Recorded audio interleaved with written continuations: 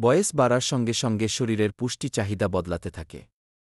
সঠিক পুষ্টি গ্রহণ শরীরকে সুস্থ, শক্তিশালী ও রোগমুক্ত রাখতে সাহায্য করে।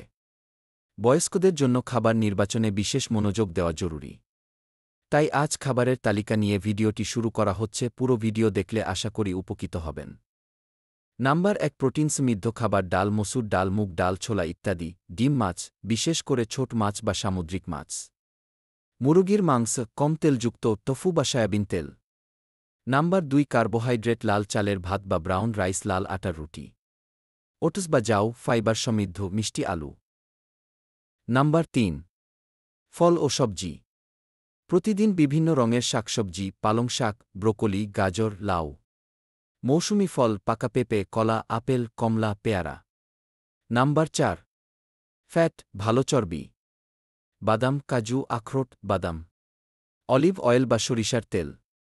মাছের তেল, ওমেগা-৩ সমৃদ্ধ। নাম্বার ৫ ক্যালসিয়াম ও ভিটামিন ডি। দুধ, দই বা ছানা। ছোট মাছ, কাঁটাসহ খাওয়া যায় এমন। সূর্যের আলোতে কিছু সময় কাটানো। নাম্বার ৬ জল। প্রতিদিন ৮-১-০ গ্লাস পানি পান করা জরুরি। লেবুর পানি বা নারকেলের পানি খেতে পারেন। অতিরিক্ত টিপস: কম লবণ ও চিনি, বেশি লবণ ও চিনি এড়িয়ে চলুন। প্যাকেটজাত জাঙ্ক ফুড বা তেলচর্বি বেশি এমন খাবার পরিহার করুন।